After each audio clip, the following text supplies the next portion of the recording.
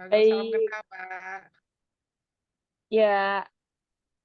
Nah, ini pesertanya sudah lumayan banyak yang masuk dan sudah pukul 7 juga. Hmm, Mungkin kita bisa langsung kita mulai saja ya. boleh. Oke.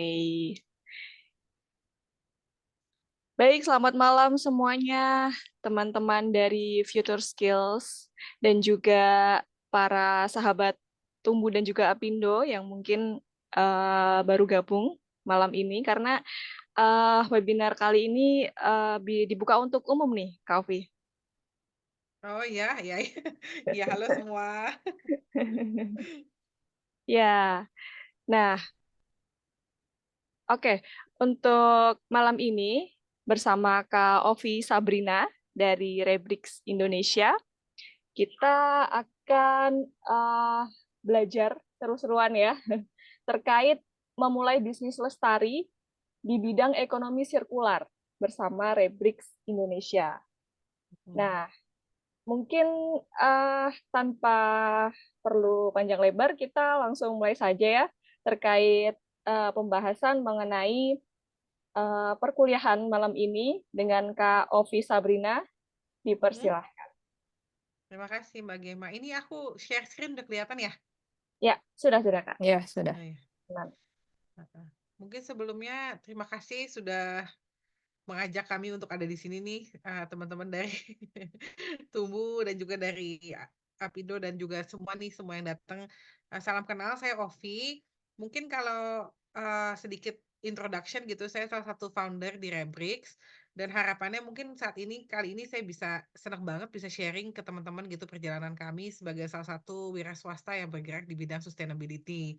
Mungkin keinginan saya hanya berharap apa yang saya sharing bisa membantu memberi inspirasi sedikit tentang apa yang teman-teman mungkin sedang menyusun bisnis model dan lain-lain gitu ya. Oke, saya mulai, apa sih Rebrix gitu ya. Rebrix itu adalah kita salah satu perusahaan yang fokus dalam pengolahan sampah menjadi produk, seperti itu. Nah, inilah visi kita. Sebenarnya visi kita adalah kami ingin membangun pembangunan Indonesia yang berkelanjutan. Maksudnya apa sih? Kami ingin bersumbangsi selain juga dengan permasalahan sampah, tetapi juga ingin membangun Indonesia dengan produk-produk yang lebih baik dan memberikan dampak positif. Tentunya melalui inovasi ya, inovasi produk, ada juga edukasi dan kolaborasi. Kita sedikit bercerita, kalau Rebrix itu kami mulai di tahun 2018. Gimana mulainya gitu ya. Saat itu sebenarnya dimulai dari keisengan atau bukan keisengan ya, sebenarnya dimulai dari ketertarikan pribadi saya dan, partner founder yang lain yaitu Tanovita. Kami berdua itu sebenarnya sudah memulai gaya hidup yang sedikit ke arah, zero waste gitu, dalam arti kata perlahan-lahan ke arah zero waste, dan kami menyadari bahwa ada jenis-jenis sampah plastik yang sayangnya ditolak gitu. Misalnya teman-teman di sini yang sudah memulai memilah sampah di rumah gitu, pasti teman-teman tahu bahwa sampah-sampah yang seperti saya tampilkan di screen saat ini, sampah-sampah kemasan, itu biasanya ditolak di mana-mana. Kita membawa ke pemulung-pemulung yang nggak mau, kita kasih ke bank sampahnya nggak mau, dikasih ke pengepul sampah pun mereka nggak mau. Kenapa nggak mau? Karena sampah-sampah jenis ini itu biasanya sulit didaur ulang sehingga nggak ada yang mau beli. Jadi nggak ada nilai tambahnya bagi mereka. Oleh karena itulah di Rebrix waktu itu kita menyadari hal itu kan kita kayak gila berarti kalau hari ini kita makan mie instan, di saat nanti aku punya anak, punya cucu, nah itu tuh mie instannya akan tetap ada di sini loh gitu karena kita belum ada pengolahannya yang baik. Nah, saat itu berhubung saya memang berasal dari keluarga yang telah menjalankan satu perusahaan, manufaktur, paving block gitu ya, sudah dari 40 tahun yang lalu. Karena itu saya berpikir waktu itu sama Novi berpikir untuk kayak, "Bisa diapain ya sampah ini?" Gitu. Jadilah kita mengubah sampah jenis ini menjadi produk bahan bangunan yaitu paving block dan batako, gitu. Produk pertama kami adalah paving block. Itu kita membutuhkan waktu kira-kira 1,5 tahun sebelum benar-benar bisa me-launching paving block kita gitu. Kita mulai di 2018 pertengahan, akhir 2019 itu kami baru bisa launching di sosial media gitu. Kami sudah membuat loh paving block daur ulang sampah plastik tertolak gitu. Nah, mungkin, kami tuh pada awalnya memulai dengan R&D yang cukup panjang, karena seperti yang teman-teman dengar dari 2018 pertengahan sampai 2019 akhir tuh 1,5 tahun, kita mencoba berbagai macam metode, dilelehkan, dibakar, lalu kita press menggunakan, mencoba plastik PET, PP, HDPE, dan macam-macam gitu. Kita mencoba berbagai macam jenis sampah. Dan pada akhirnya kami memutuskan untuk hanya fokus ke plastik tertolak atau yang low value atau non valuable. Metode yang kita pilih juga metode yang menurut kami cocok dan sesuai untuk dipasarkan, yaitu kita menggunakan metode yang tidak menggunakan pembakaran. Jadi metode kami itu cukup bisa dikatakan cukup hijau, karena kami hanya mencacah plastiknya dicampur dengan bahan baku lain sesuai dengan komposisi dan formula yang cukup, lalu kita press di mesin kami, lalu kami curing selama 3 minggu. Selain itu kami juga untuk memenuhi kebutuhan pasar ya, tentunya sebagai produk baru kita melakukan tes-tes di laboratorium, di mana kita membawa produk kami itu ke laboratorium di Jakarta, di Indonesia tentunya B4T dari Kementerian Perindustrian. Kita sudah mendapatkan kuat tekan yang sesuai dengan kriteria SNI yaitu 250 kg per cm persegi minimum. Untuk batako kami juga kita sudah melakukan tes di B4T dan lolos dalam kriteria SNI itu. Lalu kita juga ada tes di Singapura untuk, ketahanan apinya dan juga untuk, tingkat kelicinan permukaannya gitu ya. Karena untuk paving block itu sangat penting untuk, tidak licin kalau misalnya dibikin untuk, tanjakan dan lain-lain. Nah, kita itu melakukan tes itu dan kami lolos dalam hal uji di laboratorium itu, gitu.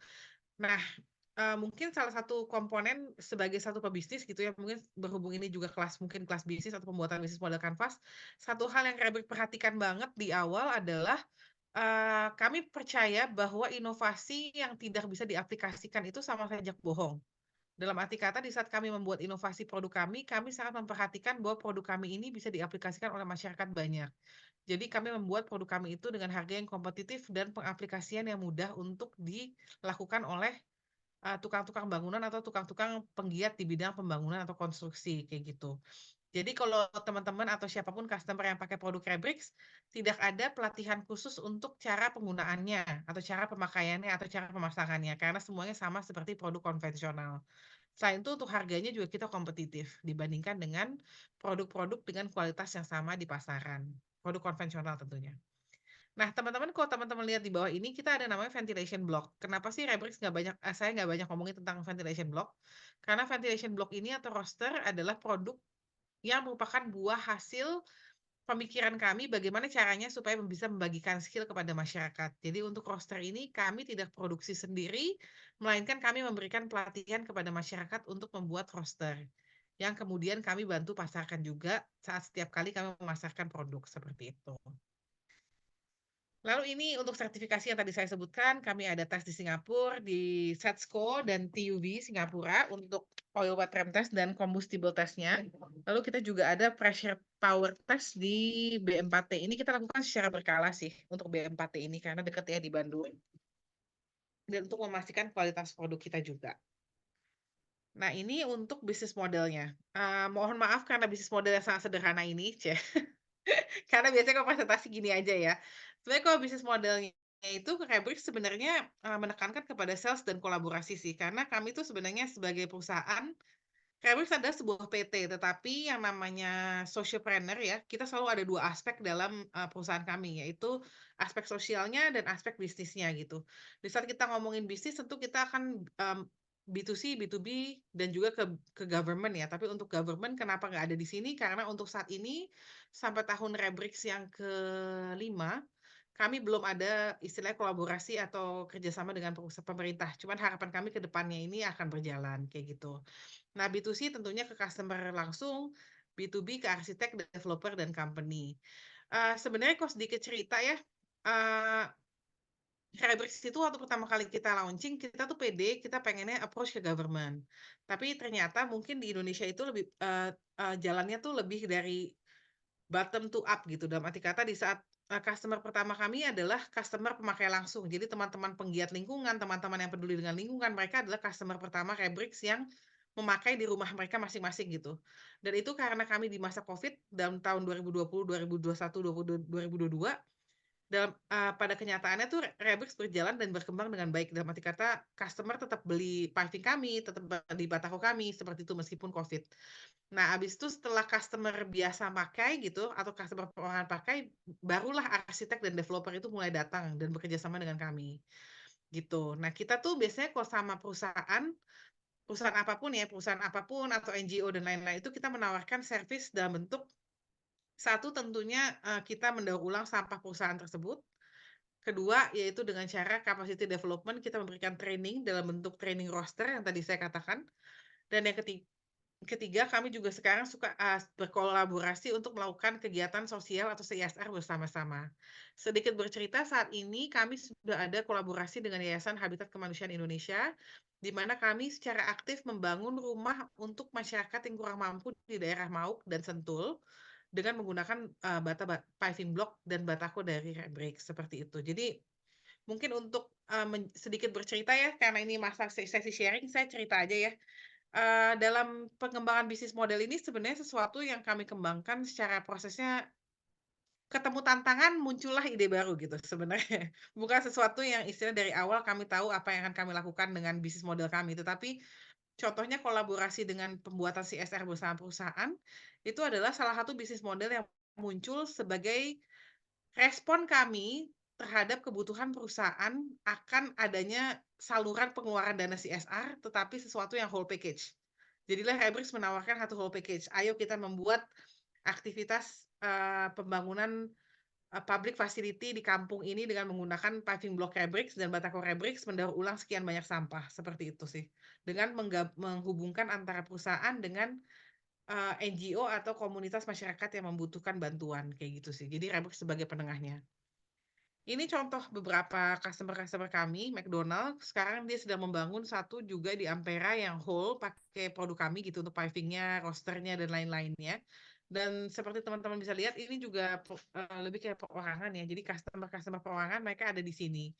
Kayak gitu. Juga ada Nyonya Kamto, ini salah satu produk kerjasama kami bersama salah satu arsitek. Jadi salah satu arsitek menangani Nyonya Kamto dan menggunakan produk Rebrix di sana. Nah, ini, sebagian yang lain. Kalau teman-teman lihat di sebelah kiri ini salah satu model rumah ya yang kami kerjakan bersama Yayasan Habitat Kemanusiaan Indonesia. Jadi rumah ini dihadiahkan oleh Yayasan Habitat Kemanusiaan ke masyarakat yang membutuhkan di Mauk. Cara kerjanya dengan Rebrix, kami membuat kolaborasi yang kita sebut sebagai Climate Smart House bersama mereka. Jadi mereka menjualkan satu paket produk rumah dengan bahan baku daur ulang, seperti itu.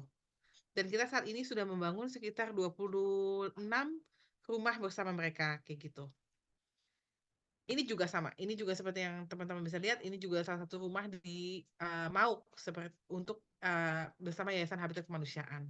Selain dengan Habitat Kemanusiaan Indonesia, kami juga bekerja sama contohnya dengan Novo Nordisk, ini salah satu WC pertama kita bangun di perkampungan Pemulung.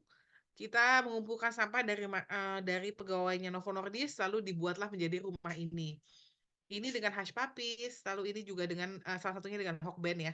Jadi kita menggunakan produk, Mika, bento box-nya Hokben, kita daur ulang menjadi, roster yang kemudian mereka gunakan kembali atau serap kembali di restoran-restorannya. Jadi kalau teman-teman atau, siapa di sini yang melihat ini, itu Rebrix punya, tolong difoto dan di-tag ke Rebrix gitu ya. Terima kasih. Nah, ini untuk kolaborasinya tadi sudah saya jelaskan sebagian. Tapi ini ada satu hopeful movement yang kami sedang lakukan di tahun ini, yaitu bersama government. Mudah-mudahan bisa pecah telur untuk membuat satu proyek yang cukup besar bersama government. Kita nyebutnya Rumah Subsidi Hijau. Itu kita membuat konsorsium bersama Zero One yang menawarkan konsep rumah bersubsidi hijau bersama kepada pemerintah. Itu kebetulan sudah diterima, kita dapat sertifikatnya, dan istilahnya sudah di-launching oleh PUPR gitu untuk dalam program mereka. Kebetulan untuk saat ini, mulai dari bulan ini sampai beberapa bulan ke depan, kita akan membangun 25 rumah di area rumah subsidi di Kuningan, Jawa Barat. Nah, di sini ada Sukla. Apa itu Sukla? Salah satu bentuk kolaborasi, Rebrix bersama Goto Impact Foundation dan 2, organisasi lain dalam membentuk pengelolaan masyarakat di TPS 3R di Besaki, Bali. Kayak gitu. Jadi kita membuat kolaborasi bersama 2 organisasi lain, kita membentuk namanya Sukla Project, yaitu salah satu movement di TPS 3R di Bali dengan cara menawarkan satu metode pengelolaan yang sustainable dengan memasukkan, faktor produksi green product di sana. Jadi Rebrix ada, workshop green product di sana, yaitu untuk green interior seperti roster dan, alat-alat amenities kayak asbak, gelas, bukan asbak, tempat sabun dan lain-lain. Ini juga produk terbaru kami, hasil dari kolaborasi bersama USAID. Kita kebetulan mendapatkan funding dari USAID juga di Semarang City. Seperti yang tadi saya katakan, untuk Kyberx ini kita punya 2 aspek, bisnis dan sosial gitu. Dan di sisi sosialnya ini kita kebetulan berkolaborasi dengan USAID, di mana USAID mensupport kami untuk membuka cabang di Semarang City. Nah, salah satu produk dari project itu adalah Remind. Apa sih Remind? Remind adalah kami membentuk satu modul gitu, modul bersama teman-teman konsultan psikolog gitu ya, untuk membuat modul yang menggunakan permainan atau games dalam menyampaikan materi-materi awareness tentang sampah. Dan itu kita sudah ada modulnya dan kita sudah melakukannya di 2 sekolah dan 1 bersama teman-teman masyarakat sekitar pabrik kami di Semarang. Ini mungkin gambaran kami saat ini, kita ada 1 di Sukla dan ada di USAID yang di Semarang, yang tujuannya sebenarnya ini sebenarnya gambar ini tuh ingin menggambarkan bahwa kita tuh ada di gunung dan ada di laut gitu kali ya. Nah, ini untuk impact atau dampak yang sudah capai gitu sejauh ini, kita sudah mendaur ulang 21 ton sampah yang sudah diubah menjadi bahan baku bangunan dan sudah diaplikasikan gitu. Selain itu, kita juga sedang melakukan penghitungan carbon emission yang sedang dalam progres dikerjakan oleh Padma Eco Energy. Lalu kita juga ada pelaksanaan, karena kita memberikan pelatihan kepada beberapa bank sampah ya, kita sudah memberikan dampak penambahan ekonomi sebesar 7,5 juta sampai 25 juta kepada mereka. Selain itu kita juga kegiatan-kegiatan CSR, kolaborasi CSR itu membuat kita membangun 5 fasilitas publik, 25 rumah bersubsidi, memberikan dampak dan mengumpulkan 35 ton sampah dari teman-teman Rebrix. Sedikit-sedikit cerita, di Rebrix itu kita mengumpulkan sampah langsung dari masyarakat, karena kita memposting di sosial media dan surprisingly kami mendapatkan respon yang sangat baik dari masyarakat dan mereka mengumpulkan sampah mereka yang sudah terpilah dan bersih dan kirim ke kantor kami dan beberapa drop points kami di Jakarta. Ini mungkin beberapa award yang sudah kita dapatkan. Circular Innovation Jam dari Singapura, lalu kita juga dapat Eclipse Leadership Energy Award dari Malaysia, dan juga waktu itu kita dapat di salah satu Tech Innovation Award di salah satu acara di Asia Real Estate Summit 2022 di Bangkok. Dan kita juga dapat Tempo Circular Award di 2022 dan Greenship Awards dari Green Building Council 2022. Ini mungkin beberapa kolaborator kita sejauh ini, mudah-mudahan nanti bertambah dan mudah-mudahan bisa sampai ke pemerintah juga di tahun ini gitu ya. Mungkin tantangan terbesar sih itu sih untuk mendapatkan break gitu untuk masuk ke pemerintahan, mendapatkan proyek yang besar dari pemerintah.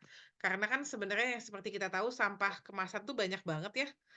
Nah, yang bisa menyerap paling banyak kan sebenarnya pemerintah dengan proyek-proyeknya dan pembangunan-pembangunannya. Jadi harapan kami sebenarnya ke depannya kami bisa bekerja sama dengan pemerintah. Ini untuk media coverage.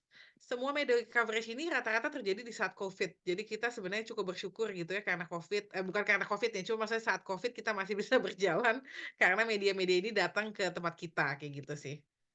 Nah, ini beberapa core team atau salah satu core team kita kan kami bertiga, saya Ovi Sabrina, Tanovita, salah satu founder dan salah satu head of R&D yaitu Arif Sanjaya yang memang dosen di salah satu universitas di Jakarta. Nah, selain itu kita juga punya advisor yang membantu kita dalam pengembangan bisnis Rebrix ke depannya, kayak gitu sih. Nah, mungkin sekian. Kalau ada pertanyaan silahkan ya. Terima kasih. Ya, terima kasih Kak Ovi Sabrina. Ya, luar biasa ya teman-teman ya. Pemaparan dari Kak Ovi terkait tentang Rebrix Indonesia yang ternyata wah cukup cukup banyak yang sudah dilakukan Rebrix gitu ya di Indonesia ya. Sudah apa namanya penghargaannya juga sudah banyak, kemudian juga sudah membuat yang saya kagum tadi sudah membuat rumah oleh habitat ini ya Manusia. kemanusiaan ya. Ya, Iya. oke. Nah, mungkin untuk sesi selanjutnya langsung aja kita masuk ke tanya jawab ya. Ini sudah ada yang raise hand. Kak Putri Terang Rinjani. Ya, Halo. langsung silahkan dipaparkan pertanyaannya ya, Kak ya.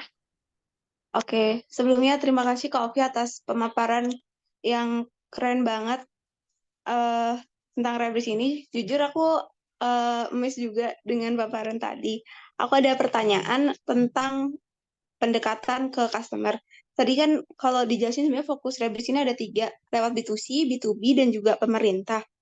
Tadi banyak dimention juga kalau Rebris ini mendekati komunitas ataupun company itu lewat kegiatan-kegiatan yang sifatnya kolaborasi.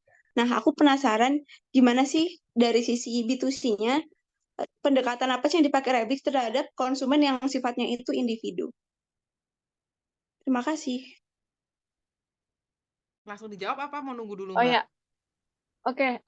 Maaf sebelumnya ini dulu ya, Kak Putri bisa perkenalkan dari universitas mana dan daerah mana? Oh, ya maaf. Perkenalkan, saya Putri Terang Rinjani, mahasiswa Universitas Gajah Mada, sekarang domisili di Jakarta. Oke, baik. Ya, eh, terima kasih Kak Putri. Mungkin bisa langsung dijawab aja Kak Ovi, sambil nunggu teman-teman lain yang mau bertanya lewat chat ataupun mau raise hand. Terima kasih pertanyaannya Kak Putri. Kok sedikit cerita ya, Rebrix itu tuh hampir 85% lah, semuanya tuh dari online loh. Jadi kami pun tidak menyangka the power of kayak online, sosial media dan lain-lain itu sebelum karena kami terpaksa kan, karena waktu itu COVID, jadi mau nggak mau kita hanya bisa dari sosial media pendekatannya. Kita nggak bisa direct marketing, kita nggak bisa datang ke kantor-kantor arsitek, kita nggak bisa, istilahnya nggak bisa melakukan itu semua. Kita hanya bisa sosial media, bikin video, bikin website gitu dengan semua keterbatasan kami. Dan pada saat itu prinsip kami adalah sebenarnya there is no such thing as like a wasteful advertisement gitu. Siapapun mau datang, siapapun mau meliput, silahkan datang istilahnya saat itu ya, waktu kita COVID gitu. Nah, mungkin sedikit bercerita, jadi kami tuh berkembang cukup pesat di 2020 sampai 2023. Nah, saat ini itu sudah mulai mencapai titik stagnan nih untuk sosial medianya. Jadi pendekatan yang kami ambil adalah kita sekarang meng-hire social media spesialis dan juga membayar untuk advertisement di sosial media kita, gitu sih. Tapi mungkin Mbak Putri, kalau misalnya Mbak Putri memang maunya di bidang yang kayak socialpreneur ya, dalam arti kata dalam bidang sampah kah, atau dalam bidang sosial dan lain-lain, itu sangat baik sekali sebagai perusahaan kita juga memiliki movement movement sosial gitu. Dalam arti kata bukan hanya berjualan saja, tetapi ada movement sosialnya. Karena Rebrix sendiri kita ada 2 aspek. Satu, kita jualan produk daur ulang kita, tapi aspek keduanya itu adalah kita meminta teman-teman atau masyarakat untuk mengumpulkan sampah ke kami. Jadi pada awalnya orang itu follow kita karena gerakan sosialnya nih, "Yuk kumpulin sampah, pilah sampah," dan lain-lain. Tetapi pada saat yang bersamaan kita bisa memasukkan, bisnis model kita, apa yang kita jual dan lain-lain gitu sih. Mungkin kalau menurutku kalau di bidang socialpreneur ini mungkin di awal harus dinaikkan dulu nih konten sosialnya ya, gitu, atau materi sosialnya. Tapi di saat nanti sudah berjalan materi sosialnya jangan lupa untuk menaikkan produk apa yang kita jual. Karena waktu awal-awal juga Rebrix pun dipikir, ini doang, apa maksudnya dipikir kami nggak jualan gitu. Jadi ada yang kadang-kadang suka ada yang nanya, batunya dijual gitu, gitu sih. Semoga menjawab ya. Tapi social media is very very very powerful sih sekarang. Ya, Mhm. fokusnya di sosial media mana itu Kak Ovi? Kita Instagram, Instagram. tapi mungkin sih sebenarnya kami lagi berusaha exploring TikTok ya. Tapi itu kayaknya kayak wah itu antara yang memang karena kami bukan generasinya tuh beda gitu ya, Mbak. Maksudnya kami bukan tidak naturally memakai TikTok dan tidak naturally ngerti gitu untuk menggunakan sosial media gitu. Jadi susah banget untuk kami tap in ke TikTok ini. Oh, Karena kan gitu ya. TikTok tuh sebenarnya penting banget untuk awareness ya. Kayaknya semuanya masing-masing ada fungsinya Betul. nih. Instagram untuk kayak portfolio, Facebook untuk komunitas. Kalau TikTok tuh lebih kayak menjelaskan tentang aktivitas kita secara cepat gitu untuk kayak gimana ya, lebih memperkenalkan aja gitu. Tapi sebenarnya belum tentu menjual juga di TikTok gitu. Mhm. Ya, emang kalau di TikTok ini tricky ya, Kak ya. Mhm. Iya bener. Ya, ya. Baik, Kak Putri, semoga sudah menjawab ya tadi. Oke, Ya, terima kasih Kak Ovi. Terima kasih. baik. Nah, apakah ada pertanyaan lain? Tadi ada yang chat nih, Kak Ovi, Kak Lil Nafiah, katanya udah pernah 2 kali kirim sampah plastik ke Rebrix dari Semarang. Ini Rebrikers nih ya, Kak Lili nih dari Semarang. Ya, monggo silahkan teman-teman yang lain yang ingin bertanya. Yuk dimanfaatkan yuk kesempatan ini. Jarang-jarang kan kita bisa ketemu langsung sama Kak Ovi Sabrina. Nah, tanya Rebrix dari Instagram. Memang berarti efektif. Iya, betul. Nah, saya kepo nih Kak Ovi nih. Itu kan tadi diperlihatkan ya bentuk dari roster dan juga bricks-nya itu kayak sama persis sama sama apa namanya roster pada umumnya. Itu apakah memang ada campuran kayak semen, pasir gitu atau memang murni dari plastik? Kami Bisa masih 20 tampilannya seperti itu. masih 20-30% plastiknya, Bu. Belum 100%. Oke. Mm-mm. Gitu sih. Jadi masih menggunakan bahan baku lain sih, bahan baku tradisional. Oke, jadi memang ini ya, apa namanya, jadi kegunaannya kemudian sifatnya itu juga hampir sama dengan rooster dan juga bricks pada umumnya ya. Betul. Dulu kita pernah juga sebenarnya R&D menggunakan istilahnya yang dengan teknologi dilelehkan itu. Tapi yang Mhm. dilelehkan itu tuh membutuhkan plastik valuable ya. Jadi kita membutuhkan kayak bottle cap atau misalnya kresek tapi kresek tertentu kayak gitu. Jadi secara cost tuh nanti paving blocknya akan mahal plus sangat susah banget untuk sangat labor ekstensif banget untuk memisah-misahkan plastik sampah yang A, B, C gitu loh untuk digunakan. Jadi secara apa ya, secara visibility bisnis tuh menurut kami nggak bisa menggunakan metode itu sih. Gitu, pada saat itu ceritanya. Oke. Nah, ini ada Kak Nabila Raihana. Monggo silahkan diperkenalkan dulu. Masih di mute tuh, Kak. Ya, dari universitas mana dan daerah mana? Silahkan. Oke, halo semuanya, Assalamualaikum warahmatullahi wabarakatuh. Perkenalkan nama saya Nabila Kolbi. Saya mahasiswa semester 2 UIN Jakarta, UIN Syarif Hidayatullah Jakarta.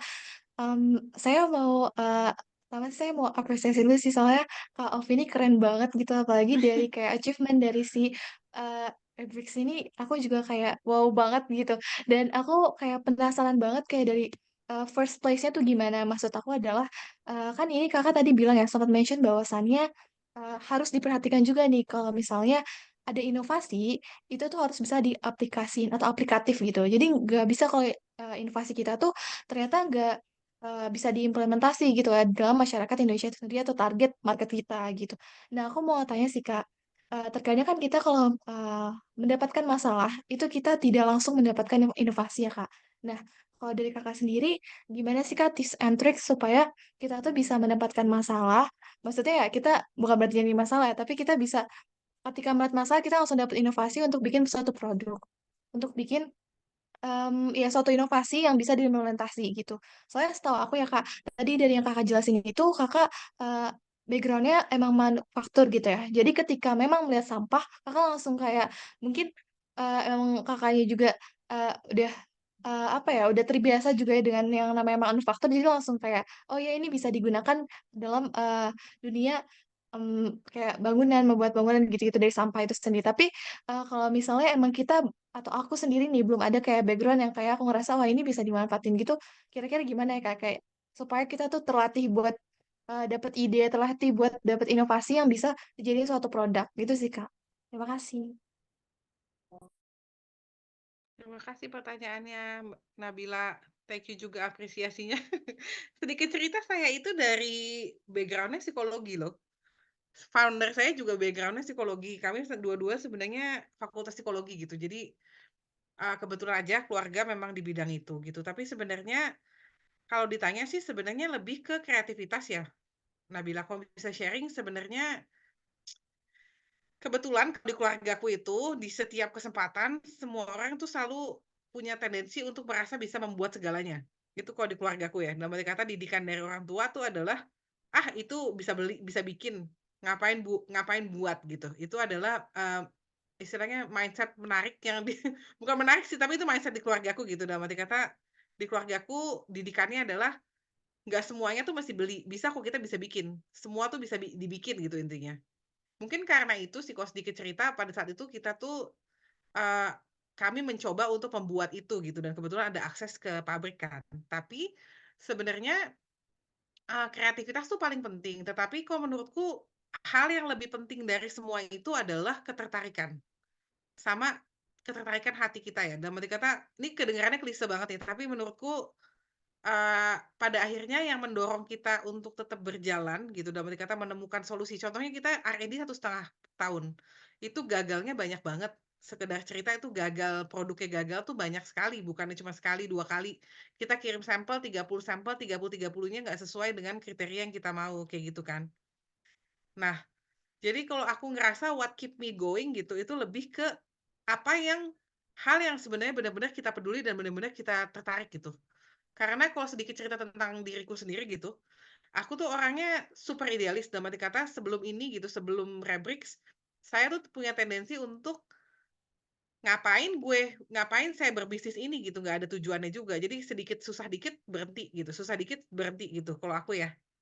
Karena jadi what keep me going gitu, dalam arti kata dengan semua struggle-nya ya, struggle banget sih kalau sedikit cerita 1,5 tahun pertama tuh jungkir balik mencari metode, mencari formula, kita cari dari jurnal, terus kita pergi ke sana kemari, ke bank sampah dan lain-lain. Itu tuh nggak gampang gitu, tapi yang membuat kita tetap jalan meskipun gagal-gagal terus adalah kalau aku karena secara intrinsically gue termotivasi untuk melakukan ini dan aku yakin ini adalah sesuatu yang baik dan benar gitu.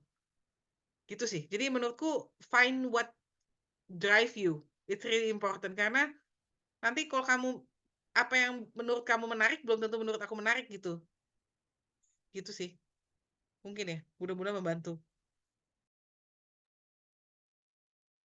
Ya, semoga menjawab ya Kak Nabila ya. Siap sekali. Terima kasih, Kak. Ya, oke. Nah, apakah teman-teman yang lain, yuk, yang mau ngobrol-ngobrol yuk, diskusi, bisa raise hand, ataupun bisa deh chat pertanyaannya di kolom komentar. Nah, Oke. Kalau misal belum ada, boleh nggak aku nanya? Oh, ada yang nanya nih. ada Oke. yang nanya nih. Mbak Madina dulu. Keren banget idenya ya Kak Ovi. Izin nanya, apakah nanti produk Rebrix bisa dicat rata ya? Sepertinya ada titik bagian yang plastiknya sedikit muncul di permukaan. Atau cacah sampahnya ada ukurannya, Kak? Monggo Kak Ovi dijawab. Dari Kak Madina Kalau dari Tumbu. terima kasih. Kalau kami cacahan plastiknya itu di bawah 0,5 mili, 0,5 senti. Kecil sih plastik kita tuh. Sekitar paling 0,3 paling 3 milian gitu paling hasil cacahannya gitu dan kita itu kebetulan untuk paving block kita punya 2 layer. Jadi permukaan atasnya itu tanpa plastik, sedangkan permukaan bawahnya itu pakai plastik. Dan bagian dalamnya, kayak gitu. Permukaan atas nggak dipakein plastik itu tujuannya sebenarnya di saat diaplikasikan di parkiran gitu, itu untuk mencegah terjadinya, mikroplastiknya atau plastiknya terbawa-bawa sama air atau terbawa sama mobil dan lain-lain. Itu untuk paving block ya. Jadi masih bisa dicat. Untuk batako sendiri, kita seluruh permukaannya pakai plastik. Tetapi sejauh ini kita nggak pernah ada masalah untuk masalah di plaster atau dicat itu nggak ada masalah sih. Gitu, untuk plastiknya. Makasih. Baik. Ya, berarti aman ya untuk dicatnya itu masih bisa. Kayaknya Mbak Salsa tadi mau nanya juga nih, Mbak. Eh, bentar, tadi kok tanyanya hilang. Cuma berhubungan dengan teman-teman ini kan tugas UTS-nya itu mereka di proses ideasi gitu ya. Melanjutkan dari pertanyaannya Kak Nabila tadi. Mungkin teman-teman di sini masih masih banyak gitu ya kesulitan dalam mencari kira-kira masalah apa sih yang perlu diselesaikan gitu. Terus gimana sih mulai bisnisnya gitu. Kadang-kadang tuh masih belum tahu nih kira-kira mulainya itu dari mana. Nah, mungkin dari Kak Ovi,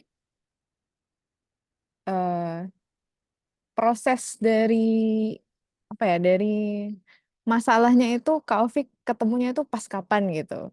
Terus kemudian proses dari masalah terus mencari tahu penyelesaian dari masalah tersebut itu kayak kayak gimana gitu. Mungkin bisa diceritakan lebih detail lagi gitu ya. Bentar, Pak. Oke, terima kasih.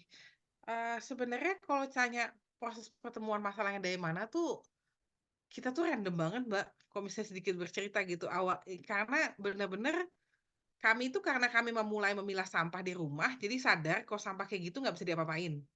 Habis itu kita pergilah ke teman-teman bank sampah, waktu itu iseng-iseng gitu ya berdua.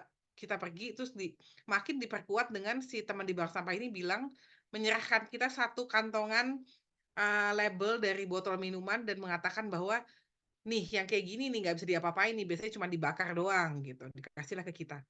Makin diperkuat lagi setelah ketemu artikel yang kantong salah satu mie instan yang di awal 2000 sampai tahun ini masih bentuknya sama tuh ketemu di laut. Nah, makin diperkuat lagi karena saat itu kebetulan Novi itu lagi hamil gitu. Jadi kita ngerasa kayak wow, berarti karena itu sampah Indomie aja, maksudnya mie instan aja masih ada di sana gitu. Berarti nanti kalau anak lu tuh juga bakal ketemu tuh sampah kita gitu kan. Sesederhana itu sih saat itu. Kalau dari kami ya. Nah, dimulailah dari keisengan tuh. Oh, bisa diapain ya sampah ini ya? Terus kita bawalah ke pabrik gitu kan. Kita coba-coba. Kita pertama tuh kita cari jurnal dulu. Karena sebenarnya di dunia ini kan karena manusia udah maju juga, teknologi udah maju tuh nggak ada yang benar-benar baru ya. Segala sesuatu tuh udah ada yang riset, udah ada yang mencoba. Mungkin di bagian dunia lain. Jadi kita mulailah tuh dengan riset dari komputer dulu. Istilahnya apa ya, jurnal-jurnal kita catetin, bikin summary segala macam. Nah, kita mulai-mulai tuh kayak diapain ya, kita coba metode A, B, C kayak gitu. Itu untuk kami di Rebrix gitu. Jadi itu sih sebenarnya sesederhana itu untuk pemilihan metodenya sendiri itu benar-benar trial and error. Jadi kita tuh di awal sekali di Juli itu kita belum ada tim kita yang R&D yang memang teknik sipil. Jadi awalnya itu benar-benar kami mengarang dan mencari dari jurnal kira-kira metode apa yang bisa kita coba. Kita cobalah dengan membeli barang-barang sederhana yang nggak perlu modal banyak. Kayak plastiknya aja kita cacah dengan gunting dan gelas gitu ya, karena kita nggak punya mesin cacah. Itu kita coba sendiri gitu.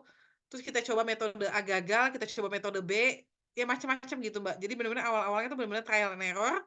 Nah, abis itu kebetulan banget di akhir tahun 2018 itu teman kami yang memang salah satu dosen teknik sipil gabung gitu di Rebrix dan dia membantu kami untuk menteorikan kan.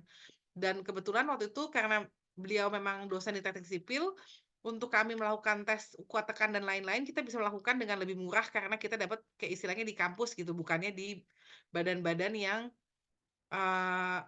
istilahnya badan-badan swasta itu kan mahal banget ya. Kadang-kadang satu macam sampel 10 aja tuh bisa sampai 3 juta gitu. Sedangkan kalau kita punya sampel 30 mau bayar berapa gitu kan. Karena tim kami memang ada di universitas, jadi itu sangat membantu banget untuk kami melakukan uji lab kayak gitu. Kalau ditanya sebenarnya ide ya, sebenarnya tuh ini saya sharing aja, saya juga nggak tahu ya, maksudnya masing-masing tuh kan beda-beda gitu ya. Kalau menurutku tuh it's really important untuk sangat being observant sih, kayak gitu. Sedikit cerita sih, ini hal sepele banget, tapi menurutku ini tuh penemuan atau masalah kan nggak melulu mesti masalah besar kayak sampah dan lain-lain. Bisa juga sebenarnya ide bisnis itu sederhana, misalnya kita buat, apa ya, hal-hal kecil. Contoh misalnya kita lagi hiking gitu. Kalau kita lagi hiking, kita ketemulah, pengen minum air bersih, tapi ternyata daerah situ airnya nggak bersih gitu. Jadilah si tukang hiking ini menciptakan satu alat di mana alatnya itu bisa memfilterisasi minuman di saat dia hiking gitu, untuk mempermudah. Jadi orang-orang hiking itu bisa belilah produknya dia untuk memfilter air kayak gitu. Itu kan sebenarnya salah satu masalah yang kelihatannya kecil, tapi sebenarnya itu bisa jadi satu sumber bisnis. Terus ada lagi misalnya contoh Gojek. Gojek aja kan sebenarnya hasil dari penemuan masalah nih. Ya, mau pakai Gojek kemana-mana, naik motor ke Jakarta makin macet gitu, ojeknya susah kok kita nggak jadiin satu karena kita harus nawar, campur berantem dulu sama supir ojeknya kayak gitu. Belum tentu juga ada tuh supir ojek di tempat kita turun dari bus atau kereta gitu kan. Jadilah Gojek. Jadi menurutku sebenarnya kalau mencari ide tuh kayak nggak usah jauh-jauh gitu loh, lihat ke sekitar dulu. Apa sih yang membuat hidupmu tidak nyaman gitu? Gitu. Kayaknya sih gitu deh. Wah, Kayak ini itu kalimat pamungkas tuh. Bisa dimulai dengan itu ya, Kak? Apa sih yang membuat hidupmu tidak nyaman? Iya, karena sebenarnya tuh banyak banget loh produk-produk kecil-kecil yang kelihatannya insignifikan, tapi tuh kalau dipikirin, wah keren nih ada ini nih gitu. Iya nggak sih? Kayak misalnya, Iya. tapi itu penting. Sebenarnya kalau dalam bisnis kan itu kan ya, hal-hal kecil kayak gitu ya yang bisa menjadi satu ide gitu Mhm. sih. Mungkin ya. Hmm. Oke, Ya. mungkin ada satu lagi menyambung ke sini ya, karena beberapa teman-teman tuh mungkin kesulitan di bagian ini gitu. Nah, jadi eh mungkin ide bisnis yang kita buat itu kadang-kadang kan random gitu ya, dengan masalah yang random juga. Nah, gimana di bisnis, karena kita sedang berbicara dengan topik bisnis lestari gitu. Nah, gimana Mm-mm. caranya kita bisa mengkaitkan nih bisnis yang kita buat, misalnya eh, tidak terlalu berhubungan dengan lestari, terus kemudian kita ingin jadikan itu bisnis lestari itu gimana, Mbak? Mungkin ada Tidak terlalu saran berhubungan gitu dengan ya? lestari, Iya. lalu ingin dibuat menjadi lebih lestari gitu. Mungkin dalam praktek sebagai bisnisnya kali ya Mbak ya, aku nangkepnya. Kayak misalnya contohnya, Oke. kita punya toko makanan gitu. Kan sebenarnya nggak lestari-lestari banget. Dapat dikata nggak secara Mm-mm. langsung berhubungan dengan kelestarian lingkungan. Tapi kan sebenarnya sebagai restoran ini atau toko makanan ini kita selalu bisa punya sustainability at mind gitu. Dapat dikata apa yang bisa gue lakukan untuk membuat restoran ini lebih ramah lingkungan atau lebih sustainable atau lebih lestari. Dan sebenarnya itu aja sudah bisa membuka bisnis baru lain. Contohnya misalnya sisa makanannya bisa didonasikan ke orang-orang yang tidak mampu gitu contohnya. Atau misalnya sisa makanannya bisa didonasikan ke teman-teman yang menjadi magot. Ini kebetulan di sini ada yang di komen menjadi magot gitu. Kayak gitu-gitu sih Mbak. Jadi menurutku mungkin sebenarnya kelestarian atau sustainability kan sesuatu yang ada di sekitar kita ya. Dan harusnya tuh bisnis apapun dimanapun keseharian kita selalu harus punya sustainability di dalam kepala kita sih kalau menurutku ya. Karena sebenarnya meskipun bisnis apapun yang kita lakukan, seharusnya in ideal world harusnya nggak boleh dong kita merusak lingkungan hanya untuk bisnis gitu ya dalam arti kata. Tapi kan sebenarnya contoh-contohnya adalah kayak, tapi kalau kita ngomong kayak gitu berarti kan bisnis batu bara nggak boleh jalan, bener nggak? Kelapa sawit itu juga nggak boleh jalan. Tapi kan it's really hard untuk membuat segalanya sesempurna atau seideal itu. Tapi menurutku alangkah baiknya aja kalau misalnya perusahaan-perusahaan besar ini yang memang punya uang dan punya kapasitas, kalau mereka punya pikiran lestari, mereka pasti bisa memulai dari what can I do untuk seenggaknya mengimbangi kerusakan lingkungan yang sudah gue lakukan gitu. Itu sih sama seperti kita kalau kita punya bisnis yang nggak terlalu berhubungan dengan sampah atau tidak terlalu sustainable, kita bisa selalu bawa menjadi pebisnis yang sustainable gitu kali ya. Oke. Terima kasih banyak, Kak Ovi. Ya. Oke, kita balik ke ini ya. Ada yang bertanya di chat kolom komentar. Ada Kak Wahyu. Malam Kofi, ketemu lagi di sini. Dulu sempat kenalan. Halo, halo, Di halo. IG Ini 2020, 2020 ya. si IG Pas 2020 tuh awal awal-awalnya ya, Pak? segala-galanya. Iya, banget. Ya. Itu kompetisi pertama tuh banyak banget belajar di sana inkubatornya. Hmm. Mbak Ayu Mbak Ayu atau Mas Wahyu sini kayaknya. Ya. Nah, pertanyaannya, paving block ini kalau kita di pasaran sedikit gambaran Rebrix jual 110.000 per meter persegi. Tetapi ini 110.000 per meter persegi aja gitu. Sebenarnya kalau kita pergi ke Semarang atau ke luar kota gitu, itu sudah termasuk mahal. Nah, pertanyaannya kalau kita bisa menggunakan metode ini gitu, anggaplah modalnya 176 tambah ongkos listrik dan lain-lain, jadi 200.000 lah ya, gitu. Pertanyaannya apakah ini applicable? Apakah bisa dijual? Itu sih. Dulu kita pernah coba pakai lelehin pakai metode ini sih soalnya Mas Nov.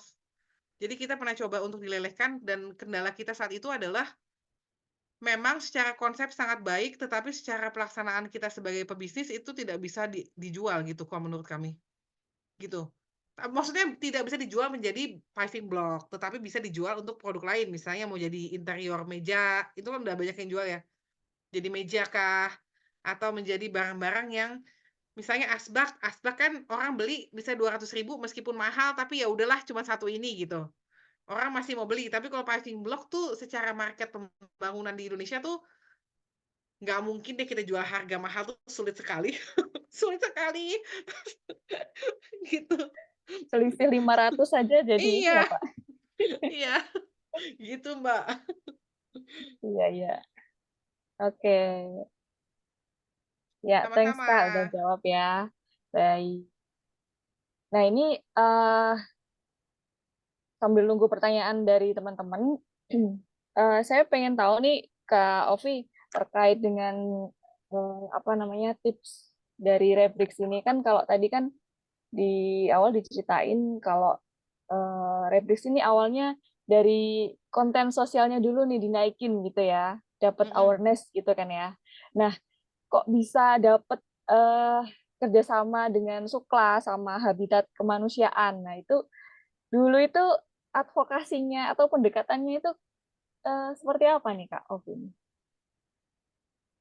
Wah, Mbak, jadi sebenarnya sedikit cerita nih ya. Dulu tuh kita Ya. ya, nih bayangkan ini betapa karena kita tuh bermain di plastik low value atau tertolak ya. Mm-mm. Bayangkan kami posting-posting itu mulai di November 2019. 2020, kira-kira bulan Januari, itu sudah ada Nestle, Indofood, sama Nutrifood datang ke pabrik kita. Bayangkan sebagai perusahaan kecil yang tidak ada, maksudnya baru mulai gitu ya. Tapi ternyata mungkin karena kalau kami itu karena pemilihan plastik yang kita olah ya, kita mengurusi plastik yang memang tidak ada yang mau olah gitu loh Mbak. Jadi di saat karena nggak ada yang mau ngolah, jadi exposure-nya itu datang sendiri. Jadi saat itu tuh perusahaan-perusahaan besar datang dan bahkan langsung kayak ke kantor kami nanya, "Kalian kapasitasnya berapa? Kami mau kasih plastik," dan lain-lain gitu. Kayak gitu mungkin. Nah, kalau untuk ke Habitat for Humanity sendiri gitu ya, kami itu sebenarnya dari awal banget, kita tuh udah semacam, saya mau Habitat for Humanity gitu. Gimana ngejelasinnya? Menurut kami itu akan menjadi kolaborasi yang sangat ideal ke Habitat for Humanity. Nah, kenapa bisa bekerja sama-sama Habitat for Humanity? Itu bener-bener saya udah sampai lupa, tapi itu pembicaraan untuk kita bikin MOU-nya itu ada 1,5 tahun, Mbak. Jadi kita ketemu dulu, ngobrol dulu, berkonsep dulu, ada kelupaan, nggak diurusin, kayak maksudnya dapat kata dua-duanya sibuk dengan proyek masing-masing, terus ngobrol lagi gitu, dan itu ada proyek 1,5 tahun gitu untuk bisa istilahnya mengadvokasi ke mereka sih, kayak gitu. Tapi memang pada dasarnya sih kalau aku bisa sebenarnya banyak banget faktor ya, Mbak, gitu. Kalau misalnya ditanya apakah semua itu berdasarkan plan gitu, dapat dikata apakah semua itu berdasarkan plan dan usaha? Tentu saja tidak, pasti ada campur tangan yang lain-lain gitu, dapat dikata campur tangan yang maha kuasa, ya ampun jawabanku ini tidak bermutu ya, tapi maksudnya tapi benar sekali gitu, menurutku banyak banget campur tangan yang lain, bukan hanya masalah plan dan, kerja keras gitu. Tetapi, satu hal yang pasti, kalau ada satu hal yang menurutku paling penting untuk diingat adalah, tidak ada namanya advertising atau marketing yang sia-sia. Kita ketemu orang ini kali ini gitu untuk meeting kali. Contohnya hari ini saya ada di sini gitu ya, di acara ini. Itu adalah kesempatan kita untuk memperkenalkan diri kita dan itu nggak sia-sia. Mungkin besok salah satu dari teman-teman bisa kontak kami untuk membuat satu kolaborasi baru yang kita nggak tahu gitu. Jadi mungkin itu satu hal yang kalau bisa aku sharing gitu, jangan pernah malas atau menolak kesempatan untuk membuat koneksi dengan perusahaan kah, orang lain kah gitu, siapapun itu, mungkin kita nggak tahu itu perusahaan apa saat ini gitu, tapi based on our experience, kadang tuh 1,5 tahun atau 2 tahun sebelumnya kita ketemu dan istilahnya ngobrol sama satu perusahaan, terjadinya 2 tahun setelahnya gitu. Jadi, itu mungkin satu ya, dan kedua, be persistent sih, gitu, be persistent, jalanin terus, usaha terus gitu. Pasti ada jalannya sih, gitu. Iya, Mhm. iya, oke. Mbak Ovi. Ya, jangan pernah malas untuk buat koneksi dengan siapapun ya, karena kita nggak pernah tahu. Mungkin sekarang Bener. diem-diem aja gitu ya, tapi ternyata ke depannya mungkin bisa ada peluang. Iya, Keren banget betul. Mbak Ovi. Aduh, mudah-mudahan Nabila membantu ya. pastinya. Komen. Nabila Rehana ini yang tadi ya, Mm. raise hand lagi, Boleh, nggak apa-apa, boleh. boleh. Oke, oke, sih. Oke, halo Kak. Jadi aku mau nanya sih Kak. Tadi aku sempat dengar bahwasannya Kak Ovi bilang em, dari Revix sendiri ini pembuatan BMC-nya itu ide-idenya berjalan ketika memang si Revix ini juga sudah berjalan. Jadi terdapat Mm. kayak nge-trigger kayak ide-ide baru dari permasalahan yang ada. Tapi aku boleh minta kayak saran atau tips trik juga sih Kak, kayak kalau misalnya kita ingin membuat BMC tapi memang belum berjalan, jadi memang dalam berupa ide itu bagaimana ya Kak cara kita agar membuat BMC kita itu lumayan detail atau lumayan emang bisa di apa ya aplikatif ketika memang nanti direalisasikan gitu sih Kak. Terima kasih. Oke. Mungkin pertanyaannya keren banget. Langsung jawab aja kali ya. Ya, monggo. Mungkin sih sebenarnya kalau aku ya waktu kemarin awal banget itu kalau tadi ada Mbak Ayu gitu ya, kita sama-sama di CIJ itu Rubrik sama sekali nggak tahu apa yang harus kami lakukan. Itu pertama kali kami belajar BMC itu di kegiatan CIJ 2020 itu. Jadi kami ikut inkubator 3 bulan, disuruhlah buat bisnis model yang kita pun sebenarnya baru COVID gitu, belum juga berbisnis gitu. Tapi kita harus bikin bisnis model. Mungkin kalau saat itu yang kami lakukan adalah kami berusaha untuk memproyeksikan gitu sih, dalam arti kata, kira-kira kalau kita ambil langkah yang ini, bisa nggak gitu? Kira-kira kita ambil langkah yang itu, kira-kira kok saya sebagai konsumen atau sebagai perusahaan, kira-kira mau nggak ya kalau ditawarinnya dalam bentuk seperti itu? Mungkin gitu kali ya, mungkin itu akan sangat membantu kalau kita bisa memposisikan diri kita sebagai target market yang mau kita gapai, gitu sih. Yang kedua, perjalanan sebenarnya nggak apa-apa kok gitu, sebenarnya bisnis model itu kan awal kita tetap harus punya namanya kisi-kisi atau gambaran bisnis model yang ingin kita capai gitu. Meskipun dalam perjalanannya Rebrix mengubah atau menambah gitu bisnis model lain untuk menyempurnakan bisnis model kanvas yang kita punya di awal, tapi kok berdasarkan pengalaman kami gitu, bentuk bisnis model kanvas yang kita buat di awal banget yang tahun 2020 itu gitu loh, dalam arti kata itu hanya bayang-bayang gitu ya, perkiraan dan lain-lain itu sangat membantu kok untuk membantu kita berjalan seenggak-enggaknya ke arah yang sesuai dengan apa yang kita mau gitu. Tapi kan memang harus tetap proof of concept ya. Kita bikin bisnis model, kita coba jalanin dulu. Setelah udah jalan, oh yang ini ternyata nggak bisa. Yang ini ternyata masih ditambah. Oh yang ternyata yang ini masih diganti sedikit atau ini bisa gitu. Jadi kalau saranku sih gitu sih. Kayak membayangkan kalau kita ini target market, kira-kira target marketnya mau mendapatkan itu atau enggak. Jangan memposisikan kita sebagai pebisnis, ah tapi menurutku yang kayak gini yang bagus gitu. Nggak bisa gitu. Harus mikirnya, kira-kira target marketnya nih kalau kita menjualnya dengan cara kayak gitu, atau misalnya kita pendekatannya kayak gitu, kira-kira mereka mau nggak ya gitu? Kayak gitu ya kali ya? Ya, itu ya Kak Nabila ya. Sudah jelas banget Kak, terima kasih. Tapi aku boleh nanya satu lagi. Terima kasih, ya boleh. Nggak tahu Boleh, nih. boleh. Boleh. Satu lagi. Makasih banyak Kak Bonus Ovi. buat Kak Nabila. Sekali lagi, mungkin kita udah gak asing ya Kak sama yang kayak 3 point triple bottom line yang people, terus abis itu profit planet ya. Nah, kalau aku mau nanya dari pandangan Kakak aja, POV Kakak, kalau misalnya suatu bisnis itu tidak melengkapi salah satu dari ketiga itu menurut Kakak gimana ya Kak? Apa nggak apa-apa gitu loh? Misalnya belum kayak pas awal-awal belum ada profitnya atau kayak ya aku mau dari POV aja Kakak aja sih experience Kakak. Kasih Kak. Terima kasih, ini pertanyaan menarik banget nih. People, profit, planet gitu kan ya. Ini kan sebenarnya kita ngomongin socialpreneur ya. Ini ya 3 hal ini. Kalau misalnya kita cuma pebisnis doang mah yang penting profit. Bodo amat planet sama people. Tapi berhubung kita di bisnis lestari, berarti harus 3 ada pilar ini. Kalau berdasarkan sharing kami ya, ini aku cerita. Nggak boleh nggak ada profit. Karena pada dasarnya itu yang membuat niat baik dan people dan impact kita ke people and planet itu yang bisa didorong dengan adanya profit. Kalau bisnis kalian, bisnis model kalian itu, bukan aku nggak bilang di saat pertama kali kita memulai itu kita nggak dapat profit terus kita nggak mau gitu ya, bukan gitu. Tapi selalu punya di kepala bisnisku harus berprofit. Kenapa? Karena menurutku by the end of the day untuk kita bisa meng-create impact gitu, sangat penting namanya bisnis itu bisa berjalan secara sustainable sendirian.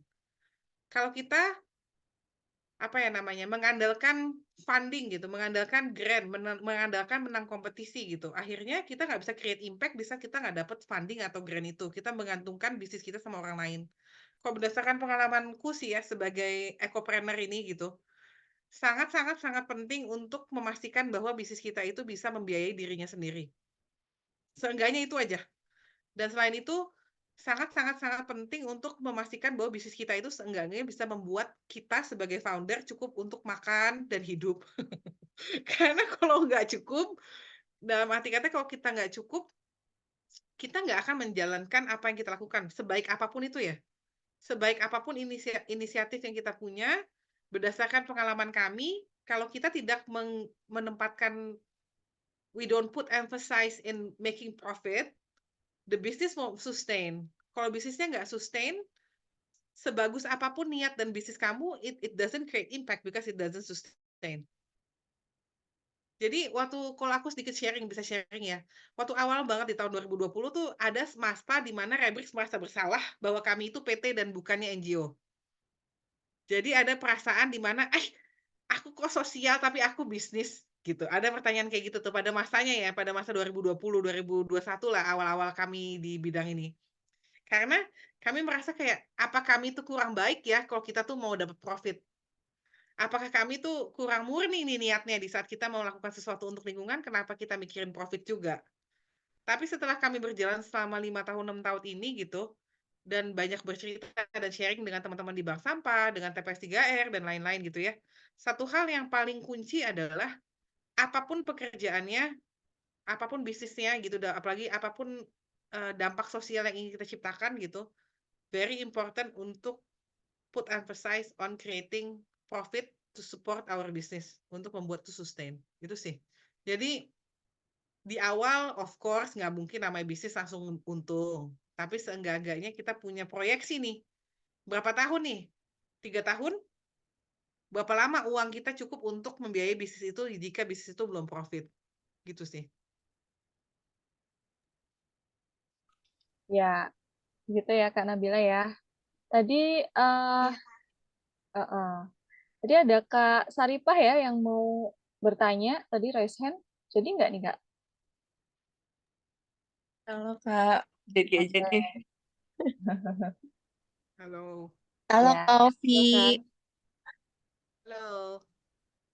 Sebelumnya makasih banyak Kak buat sharingnya hari ini. Aku sedikit kepo nih Kak. Kan produk Kakak ini kan produk terobosan ya Kak, yang emang kayak masyarakat Indonesia mungkin masih belum banyak yang tahu gitu kalau misalnya plastik bisa dijadiin batu bata gitu ya Kak. Nah, kira-kira Kakak pernah nggak sih Kak dapat penyinyiran kayak emang batu bata dari plastik itu kuat nggak ya gitu. Nah, kalau misalnya pernah dapat nyinyiran kayak gitu, aku mau tanya dong Kak, gimana cara Kakak meyakinkan customer Kakak dan terus value proposition apa yang Kakak tunjukkan gitu di sosial media dan di dan ketika berbicara dengan customer sih gitu Kak. Mungkin itu aja Kak, makasih. Oh, sebelumnya Kak Saripah dari universitas mana? Aku dari Universitas Nusa Mandiri Kak. Oke. Oh, monggo Kak Ovi. Terima kasih, terima kasih Saripah. Sedikit cerita, sebenarnya kalau Rebrix ini banyak banget ada pro and cons gitu. Ada yang pro, ada yang cons gitu. Jadi kayaknya nggak cuma Rebrix, semuanya solusi atau inovasi di bidang persampahan gitu. Kita mau ngomongin pirolisis, kita mau ngomongin maggot, kita mau ngomongin komposter, segala macam itu selalu ada pro and cons-nya. Karena itu inovasi baru, tentunya akan selalu ada pro and kontra. Itu satu hal yang teman-teman gitu, kalau misalnya teman-teman mau bergerak di bidang ini harus taruh di kepala kita bahwa selalu akan ada yang membenci dan menyukai inovasi kita, and it's okay. Yang penting adalah kita sebagai founder, kita itu selalu berusaha untuk membuat inovasi kita itu sebertanggung jawab mungkin. Gitu sih. Kalau ditanya untuk kami Rebrix sendiri, solusi yang kami pakai untuk meyakinkan pelanggan adalah dengan tentunya kita melakukan laboratory testing secara istilahnya secara rutin ya. Sebenarnya contohnya kita kalau mau ngomongin batako atau paving block konvensional, toko-toko di jalanan yang kita lihat itu kan mereka nggak mungkin laboratory testing karena mereka konvensional. Tetapi karena kami produk baru, mau nggak mau kita harus melakukan tes itu gitu. Sedikit sharing, bahkan saat ini yang kita akan membuat satu laboratorium testing untuk tes racun gitu ya, yang secara logika sebenarnya namanya saset, mana mungkin beracun sih orang nggak masuk ke dalam limbah B3. Tapi sulit untuk kita ngomong kayak gitu sama customer. Customer peduli amat, pokoknya gue penasaran nih, menurut gue kayaknya mungkin beracun deh gitu kan, capek ya.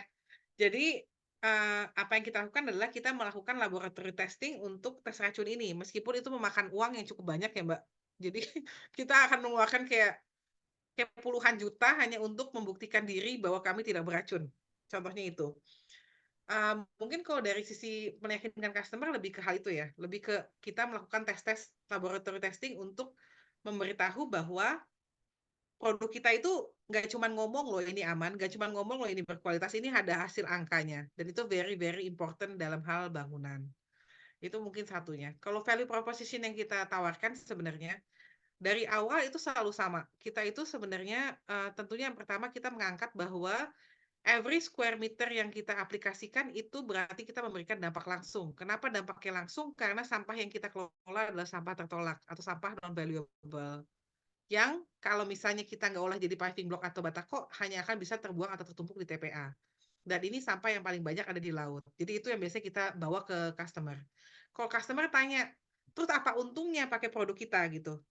Jawaban kami sebenarnya tetap sama ke value proposition kita bahwa kalau menurut kamu mengurangi sampah yang terbuang ke TPA dan ke laut itu tidak merupakan dampak yang baik, kita susah deh gitu.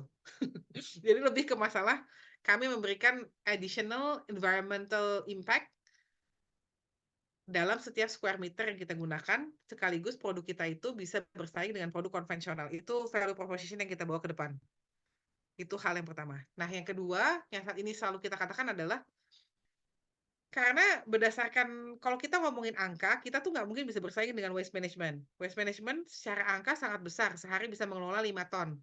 Karena kan mengelola, bukan mendaur ulang ya. Nggak semuanya didaur ulang. Mereka biasa dikelola dan didaur ulang sebagian gitu kan. Sedangkan kami sebagai low value plastik, kita nggak mungkin bisa mengelola 5 ton dalam sehari, karena kita mesti menjual produk yang kita daur ulang. Nah, untuk mengatasi itu, yang kita tawarkan atau kita tampilkan ke customer adalah kita peduli menciptakan dampak bukan hanya environment tapi juga sosial. Oleh karena itu adalah gerakan-gerakan seperti pelatihan roster di mana kita mengajak teman-teman sebagai rekan produsen yang menambah juga dampak ekonomi kepada teman-teman ini gitu.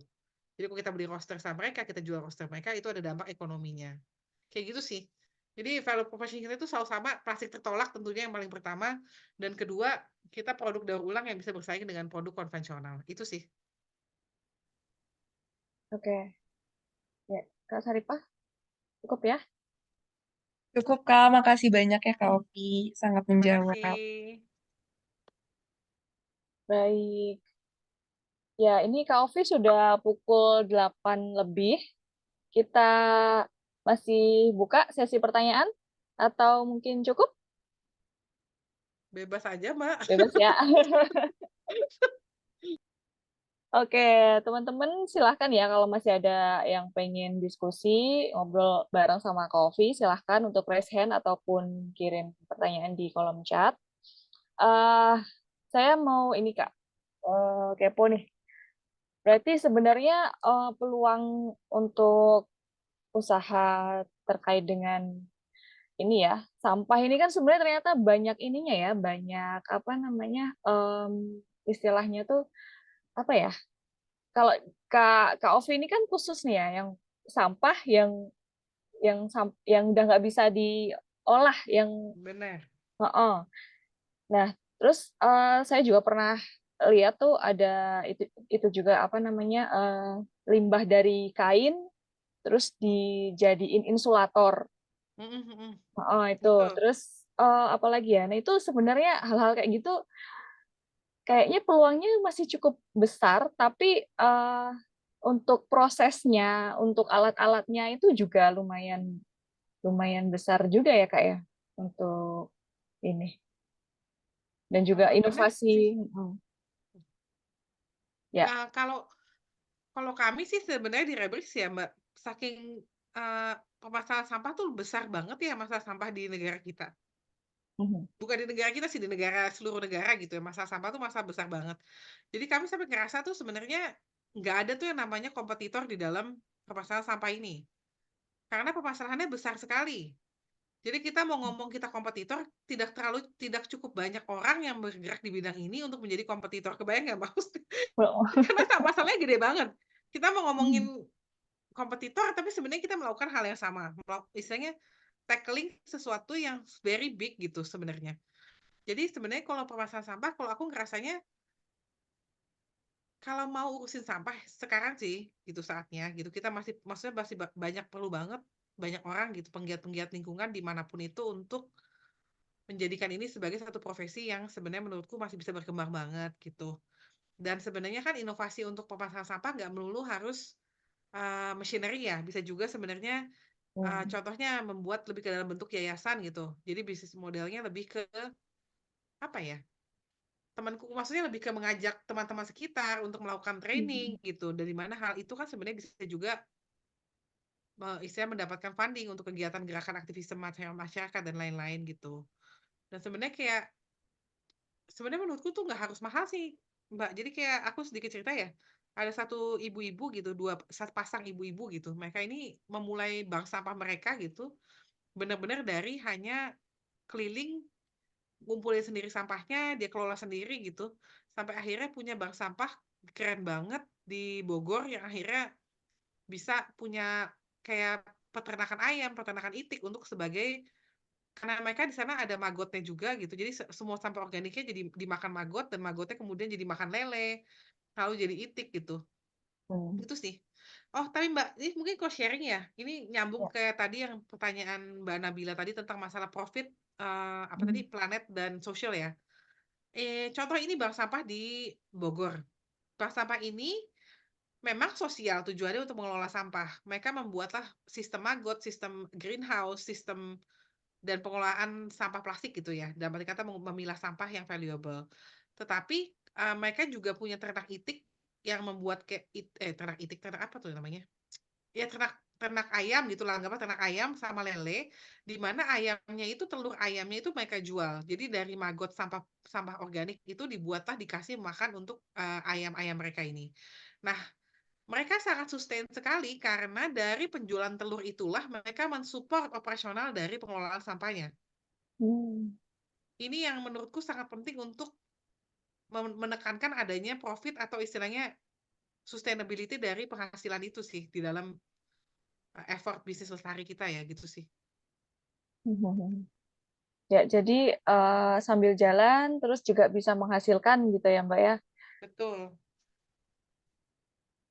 Karena Oke. kalau permasalahan sampah tuh Mbak, banyakan keluar uangnya sebenarnya.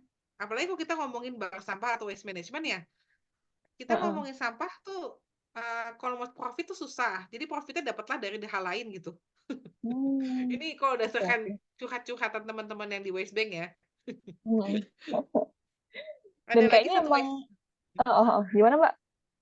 ada satu lagi bank sampah gitu di Jakarta. Ini dia keren banget. Mereka ini sama lagi dimulai oleh ibu-ibu yang tadinya cuma keliling komplek gitu ngumpulin sampah valuable. Nah, di saat COVID, mereka membuat YouTube video tentang pembuatan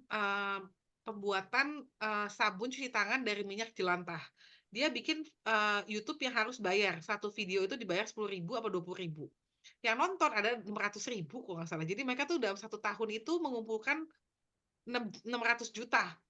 Saya lupa deh, pokoknya intinya dia mengumpulkan 600 juta dalam penjualan YouTube videonya itu. Nah, dari hal itulah bisa mensupport kegiatan bank sampah mereka dan penjualan sampah, pengumpulan sampah, dan segala macamnya itu gitu loh. Jadi sebenarnya makanya 3 pilar itu harus berjalan sih menurutku. Jalan ya. Otherwise, Oke. ini ada pertanyaan dari serap air. Betul, ya. Kira-kira gimana itu, Kak? Karena Kita dari dari serapnya plastik baik. ya. Baik kok, aman. Aman sih.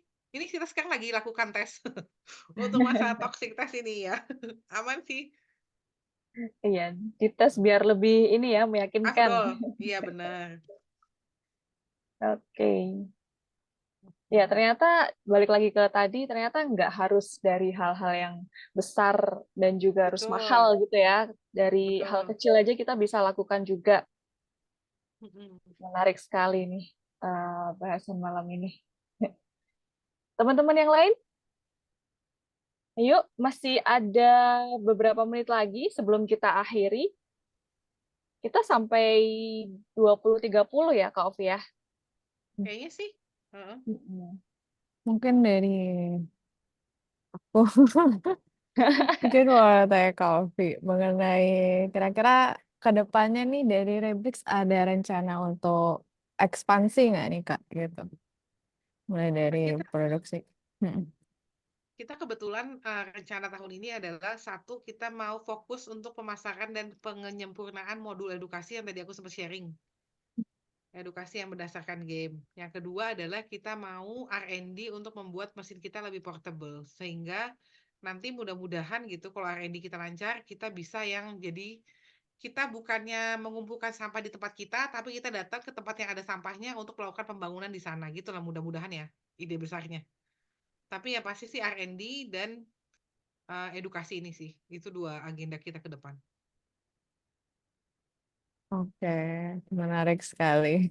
Terima Oh iya kasih. Kak, boleh ini nggak boleh cerita sedikit nggak mengenai Riman itu tadi saya tertarik banget karena kebetulan dulu sempat ngajar SD gitu ya, terus tertarik sampah itu juga karena apa ya bikin materi-materi untuk diajarkan ke anak-anak gitu.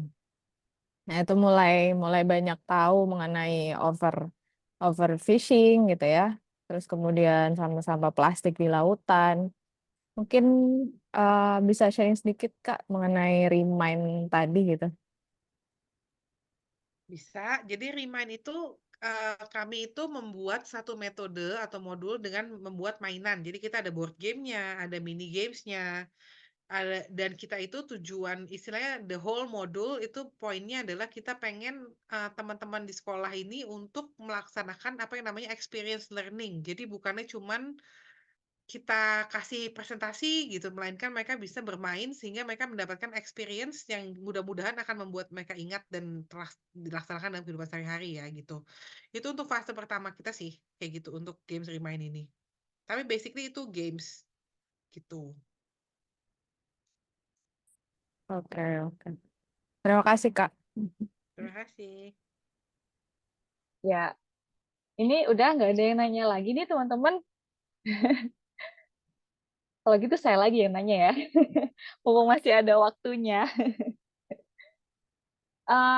Kak Ovi, satu pertanyaan lagi ya Kak dari saya terkait dengan Rebrix ini. Kalau tadi kan Kak Ovi cerita tentang adanya training ya untuk pembuatan Rebrix ini.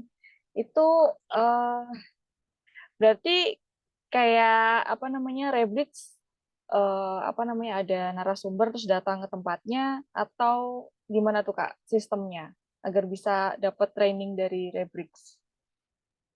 Jadi selama ini biasanya itu berdasarkan kerjasama dengan perusahaan atau NGO, Mbak. Jadi kita itu biasanya perusahaan atau NGO punya binaan bank sampah.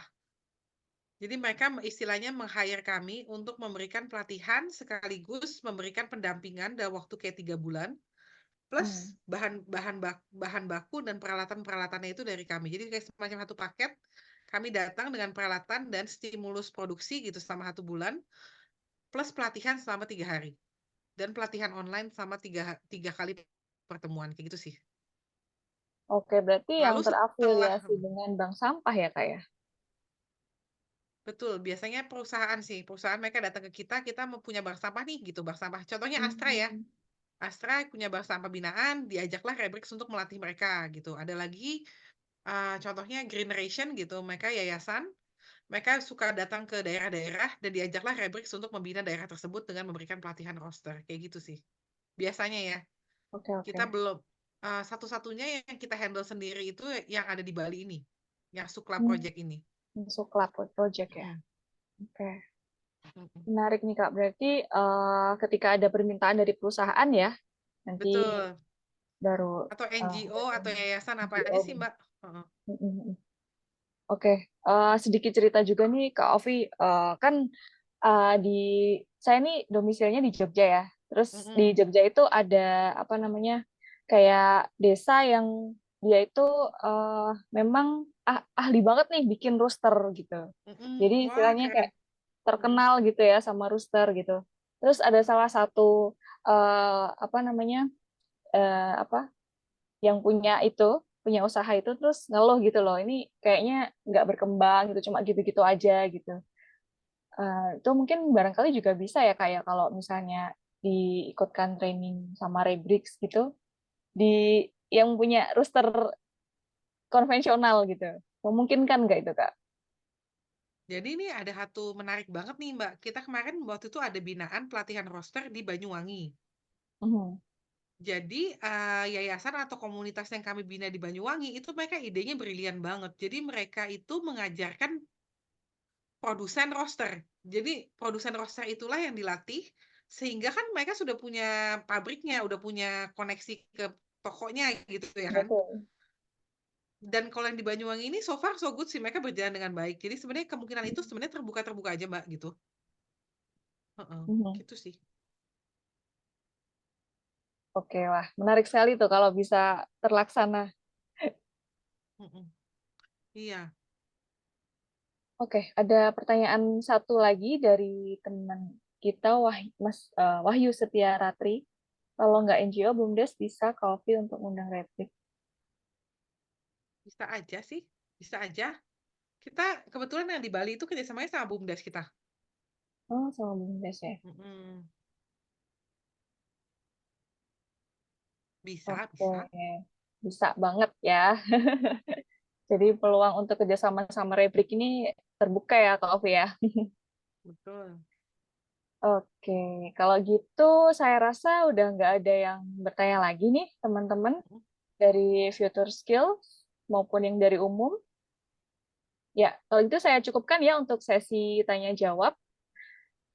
Saya ucapkan terima kasih sekali Kak Ovi Sabrina udah mau berbagi ilmunya, udah mau sharing sama kita tentang Rebrix Indonesia. Semoga yang disampaikan malam ini bisa bermanfaat untuk kita semua dan makin sukses Rebrix Indonesia dan Makasih. juga makin menginspirasi. Baik. Terima kasih Mbak Gema. Terima kasih teman-teman semua. Terima kasih atas kesempatannya. Mudah-mudahan. Terima kasih. Ya, mungkin ada kalimat penutup Kak Ovi sebelum saya akhiri. Waduh, apa ya? Terima kasih. Mungkin ini, kalau dalam berbisnis itu yang penting lakuin aja dulu. Itu Mulai kali aja ya. dulu. Mulai aja dulu, bener. Karena uh, Mbak, sedikit cerita, aku tuh a thinker banget. Kebetulan partnerku itu a doer. She doesn't think, she just do. Jadi dalam arti kata, jadi agak balance nih gitu. Kita berpikir yang satu pokoknya kerja aja dulu, kerjain dulu aja gitu. Tapi kalau dalam bisnis, apa yang dia punya itu, personality dia itu sebenarnya penting banget. Karena by the end of the day, pebisnis itu paling penting adalah coba aja dulu gitu, mulai dulu gitu. Oke. Terima kasih. Iya, terima kasih juga Kak Ovi. Saya ucapkan terima kasih juga sama teman-teman mahasiswa Future Skills yang udah hadir pada malam hari ini. Dan juga teman-teman yang dari umum ya, saya ucapkan terima kasih juga. Tadi ada Kak Lil Nafiah tadi ya, sama Kak Ayu, dan teman-teman yang lain. Saya akhiri sesi malam hari ini. Wassalamualaikum warahmatullahi wabarakatuh. Terima kasih semuanya. Terima kasih Kak Ovi. Sampai jumpa di lain kesempatan. Terima kasih, Kak Alvin.